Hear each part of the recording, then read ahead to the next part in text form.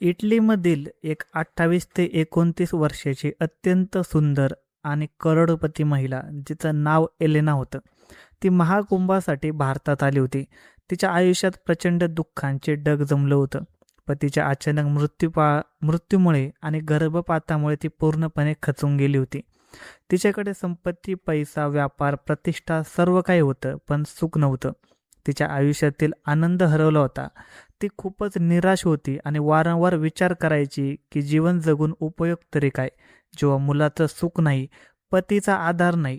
तिला वाटायचं की या संपत्तीचा काय उपयोग आहे. ते आपले जीवन संपवण्याचा सतत विचार करायची. ती पती आणि मुलाच्या दुःखात सतत बुडालेली असायची. एके दिवशी तिने बातम्यामध्ये पाहिलं की भारतात महाकुंभ सुरू आहे. तिला समजलं की हा महाकुंभ 144 वर्षानंतर पहिल्यांदा होत आहे.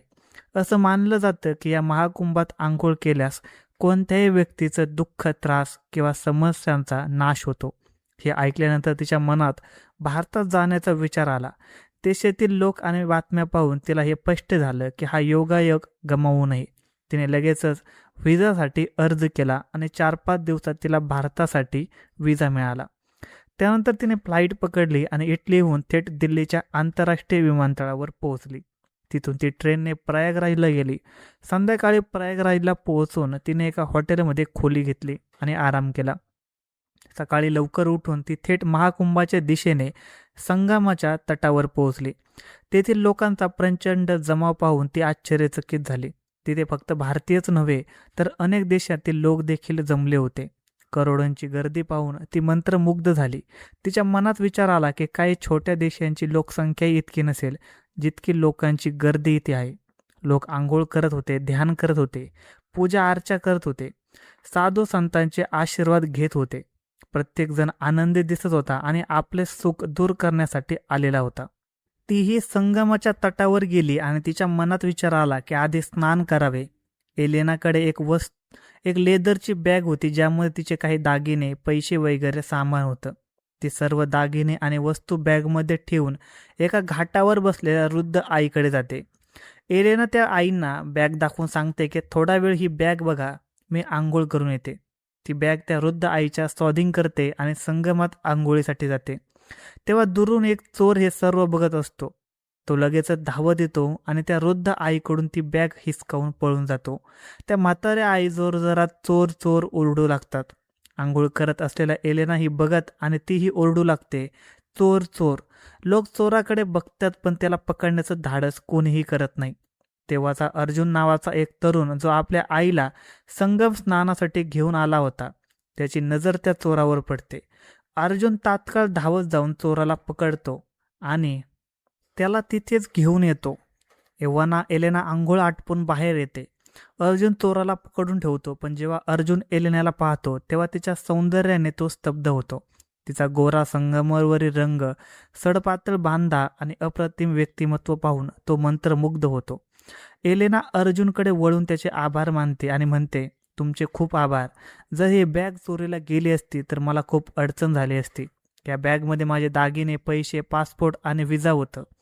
अर्जुन उत्तर देतो की मॅडम, धन्यवाद बोलण्याची गरज नाही. तुम्ही आमच्या देशात विशेषतः संगमनगरीत आलात, त्यामुळे तुमच्या सुरक्षितेची काळजी घेणं आमचं कर्तव्य आहे.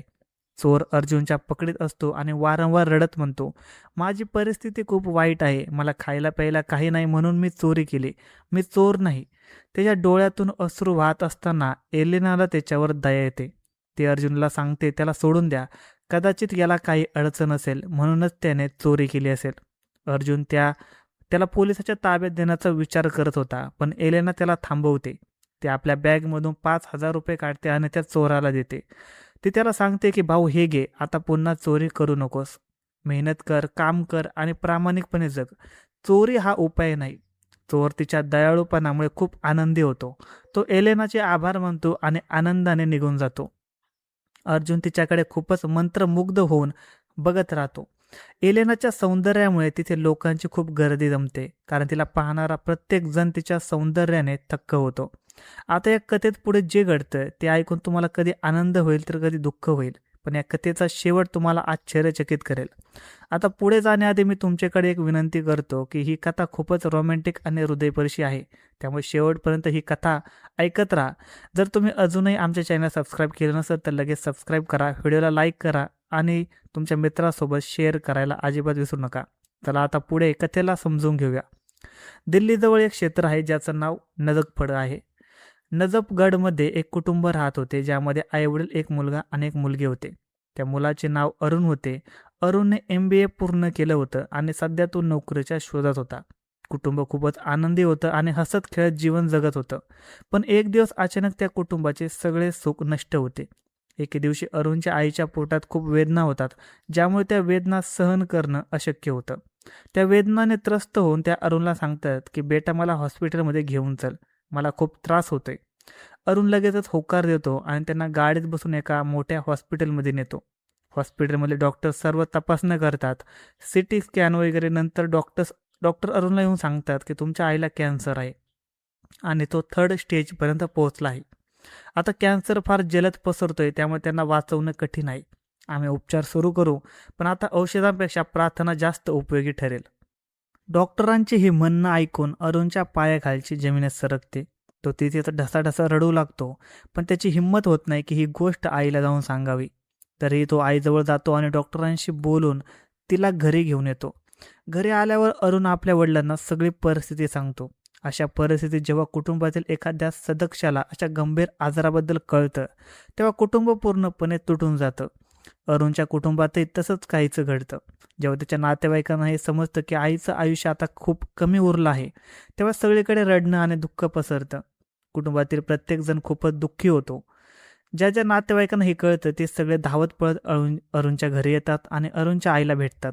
प्रत्येकजण विचार करतो की आता काय करता येईल.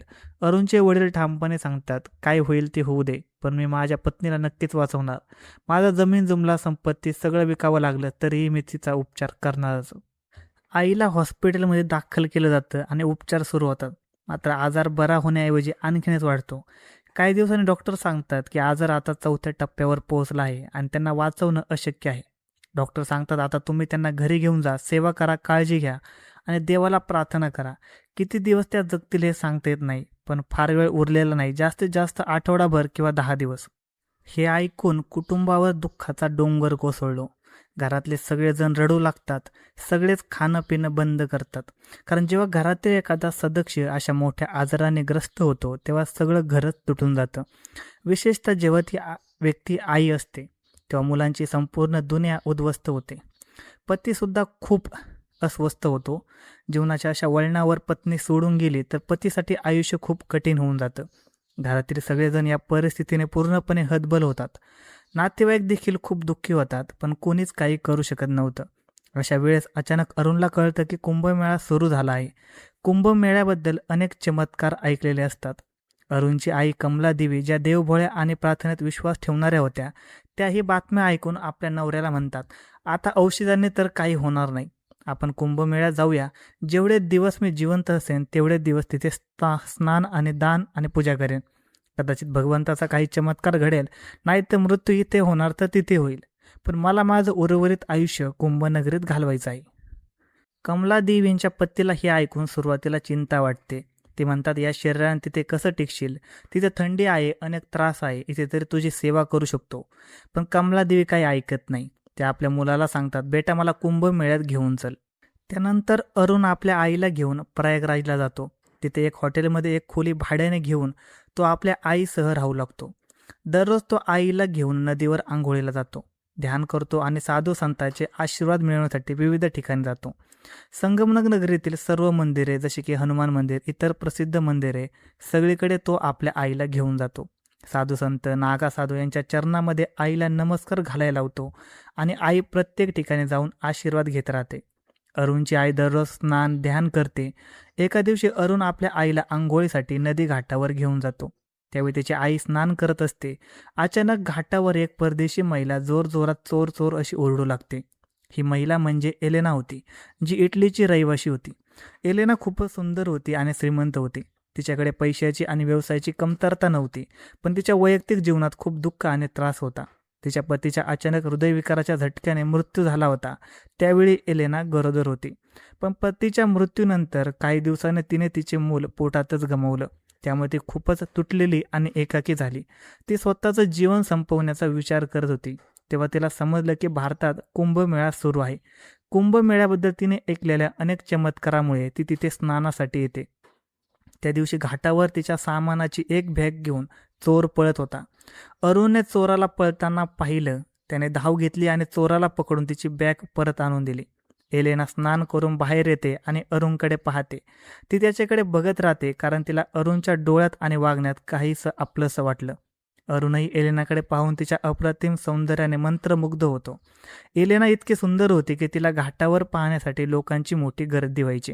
घाटावर येणारा प्रत्येकजण तिच्याकडे बघत राहायचा, कारण तिचं सौंदर्य खूपच अद्वितीय होतं. ज्या दिवशी एलेना स्नान करून बाहेर येत होती आणि अरुणची तिची भेट होते, तेव्हा अरुण चोराला पकडून एलेनाच्या समोर आणतो आणि म्हणतो, हा आहे तो चोर. पण चोर रडत गडत सांगतो की मी खूप गरीब आहे, अनेक दिवसांपासून उपाशी आहे, म्हणून मी चोरी केली. हे ऐकून एलेनाला त्याच्यावर दया येते. ती त्या चोराला 5,000 रुपये देते आणि अरुणला सांगते, याला जाऊ द्या, सोडून द्या, हा बिचारा गरिबीमुळे असं करतो. एलेना त्या चोराला समजावते, असं चुकीचं काम करू नकोस, मेहनत कर, काही काम मिळव, तू तर हट्टाकट्टा आहेस, मेहनतीने पोट भरू शकतोस, चोरी करून आयुष्य खराब करून घेऊ नकोस. ती तिच्या डोक्यावरून हात फिरवते आणि म्हणते, जा आणि पुन्हा असं काम करू नकोस. चोर तिच्या पायावर पडतो, तिचे आभार मानतो आणि आनंदाने तिथून निघून जातो. अरुण हे सगळं पाहतो आणि एलेनाच्या या वागणुकीमुळे खूप प्रभावित होतो. तो तिच्या दयाळूपणाला आणि स्वभावाला पाहून आनंदी होतो. तेवढ्यात अरुणची आई देखील स्नान करून बाहेर येते. ती एलेनाला पाहते आणि खूप वेळ तिच्याकडे बघत राहते. अरुण आणि एलेना बोलायला सुरुवात करतात. एलेना त्याला तिच्या आयुष्यात घडलेल्या सर्व घटनांबद्दल सांगते. तिच्या पतीचा मृत्यू, गर्भपात आणि तिच्या जीवनातील दुःखद प्रसंग. अशा वेळी अरुणही तिला त्याच्या जीवनाबद्दल सांगतो. तो तिला सांगतो की तिच्या आईला गंभीर आजार आहे आणि तिची शेवटची इच्छा संगम घाटावर स्नान करणे, ध्यान करणे आणि पूजा करणे होती. त्यामुळेच तो तिला इथे घेऊन आला आहे.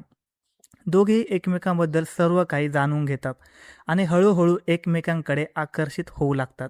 असं वाटतं की त्यांच्यात एक अदृश्य नातं तयार झालं आहे, जणू दोघेही एकमेकांकडे ओढले जात आहेत. आणि यानंतर ते एकमेकांचे फोन नंबर शेअर करतात. जेव्हा एलेना घाटावर स्नानासाठी यायची, तेव्हा ती आधीच अरुणला फोन करून कळवायची.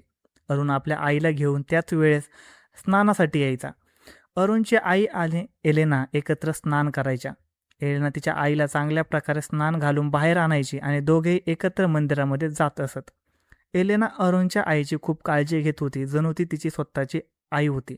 त्यामुळे अरुणच्या मनात एलेनाबद्दल खूप आदर आणि प्रेम निर्माण झालं होतं. एलेना आता अरुणच्या आईला स्वतःच्या आईसारखं मानायला लागली होती. तिचं अरुणच्या आईवर खूप प्रेम होतं, जणू ती तिची स्वतःची आई आहे. दुसरीकडे अरुण आणि एलेनाच्या प्रेमाचा अंकुर देखील आता हळूहळू फुलायला लागला होता. दोघे एकमेकांकडे ओढले जात होते आणि त्यांच्या हृदयात एकमेकांप्रती गढूळ प्रेम निर्माण झालं होतं. अरुण दररोज स्नान आणि पूजा झाल्यानंतर आपल्या आईला रूमवर सोडून द्यायचा आणि त्यानंतर एलेनासोबत नदी किनारे खूप वेळ बसून गप्पा मारायचा. दोघांमध्ये इतक्या गोड गप्पा व्हायच्या की जणू ते वर्षानुवर्षे एकमेकांना ओळखत होते. महाकुंभाच्या त्या पवित्र काळात दोघांचे प्रेम दिवसेंदिवस वाढत गेले. महाकुंभ चालू असतानाच एका रात्री अचानक एलेनाला ताप चढतो. दुसऱ्या दिवशी अरुण तिला फोन करतो, पण ती फोन उचलत नाही. अरुण आईला स्नानासाठी घाटावर घेऊन जातो, पण त्याला तिथे एलेना दिसत नाही. त्यानंतर तो थेट एलेनाच्या हॉटेलमधील रूममध्ये जातो. तिथे पाहतो तर एलेना खूप तापाने फणफणत होती. अरुण तिला ताबडतोब उचलून घेतो, गाडीत बसवतो आणि जवळच्या हॉस्पिटलमध्ये नेतो. हॉस्पिटलमध्ये डॉक्टर तिच्यावर उपचार करतात, तिला औषधे दिली जातात आणि 2 दिवसानंतर ती ठीक होऊ लागते. या काळात अरुण तिची खूप काळजी घेतो, तिच्या सेवेसाठी रात्रंदिवस तिला मदत करतो. या सगळ्या काळजीमुळे एलेना अरुणच्या प्रेमात आणखी खोल जाते. तिला अरुण आता पूर्वीपेक्षा अधिक आवडू लागतो. महाकुंभ चालू असतानाच एका रात्री अचानक एलेनाला ताप चढतो. दुसऱ्या दिवशी अरुण तिला फोन करतो, पण ती फोन उचलत नाही. अरुण आईला स्नानासाठी घाटावर घेऊन जातो, पण त्याला तिथे एलेना दिसत नाही. त्यानंतर तो थेट एलेनाच्या हॉटेलमधील रूममध्ये जातो. तिथे पाहतो तर एलेना खूप तापाने फणफणत होती. अरुण तिला ताबडतोब उचलून घेतो, गाडीत बसवतो आणि जवळच्या हॉस्पिटलमध्ये नेतो. हॉस्पिटलमध्ये डॉक्टर तिच्यावर उपचार करतात, तिला औषधे दिली जातात आणि 2 दिवसानंतर ती ठीक होऊ लागते. या काळात अरुण तिची खूप काळजी घेतो. तिच्या सेवेसाठी रात्रंदिवस तिला मदत करतो. या सगळ्या काळजीमुळे एलेना अरुणच्या प्रेमात आणखी खोल जाते. तिला अरुण आता पूर्वीपेक्षा अधिक आवडू लागतो. अरुणच्या आई कमलादेवी यांना देखील ती खूप आवडायची. स्नान आणि पूजा केल्यानंतर एलेना दररोज कमलादेवीच्या रूममध्ये जाऊन खूप वेळ त्यांच्या सेवेसाठी घालवायची. ती त्यांच्या हातापायाला तेल लावायची, डोकं मालिश करायची आणि त्यांची काळजी घ्यायची. ती कमलादेवीला हमखास म्हणायची, आई तुम्ही काळजी करू नका, तुम्हाला काहीही होणार नाही.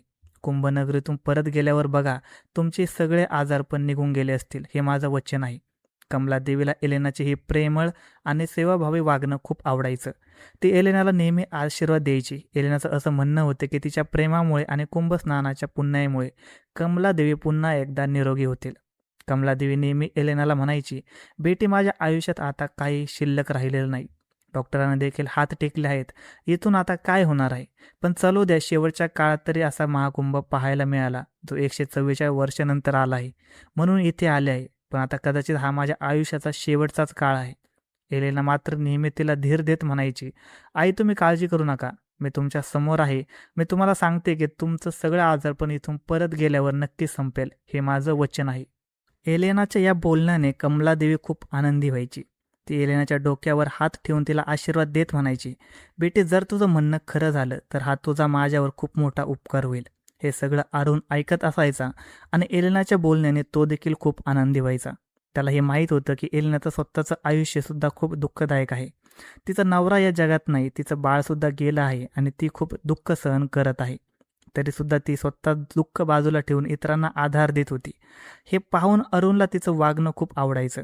महाकुंभ संपण्याची वेळ जवळ येत होती आणि अरुण आणि एलेनाची ताटातूट जवळ येत होती. त्यांचं दुःख वाढत चाललं होतं, कारण महाकुंभ संपल्यानंतर एलेनाला तिच्या देशात परत जायचं होतं आणि अरुणला त्याच्या गावी परत जायचं होतं. ते दोघेही एकमेकांपासून दूर होण्याची कल्पना करू शकत नव्हते, कारण ते सतत एकमेकांसोबत असायचे. त्यांच्या प्रेमाचं नातं इतकं खोल झालं होतं की एक दिवस त्यांच्या शारीरिक संबंध देखील प्रस्थापित झाले. या नात्यामुळे ते दोघं खूप आनंदी झाले आणि एकमेकांवरचा विश्वास आणि प्रेम आणखीनच वाढलं. महाकुंभ संपण्याचा शेवटचा दिवस जवळ येतो. एलेना अरुणला दुःखी स्वरात सांगते, अरुण उद्या महाकुंभ संपेल आणि मला माझ्या देशात परत जावं लागेल. तुझी ही गावी जाण्याची वेळ येत आहे. हे ऐकून अरुण तिच्याकडे बघतो. दोघांच्याही डोळ्यात अश्रू असतात. ते काहीच बोलू शकत नाही. कमलादेवी सुद्धा एलेनाला बघून रडायला लागतात, कारण त्या देखील नाही म्हणू शकत नव्हत्या की एलेना त्यांच्यापासून दूर जावी.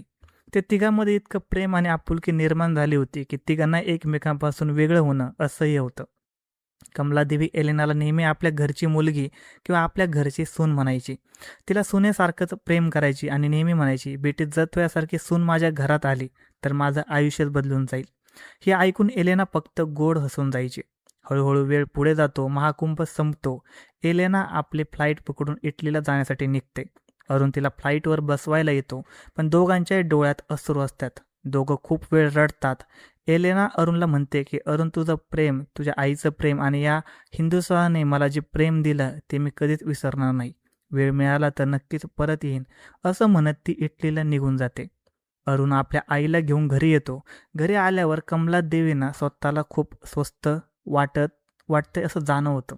ती आपल्या मुलाला आणि पतीला सांगते की माझी एकदा टेस्ट करून घ्या. मला कळायला हवं की माझ्या शरीराची स्थिती काय आहे आणि आयुष्यात किती वेळ उरला आहे.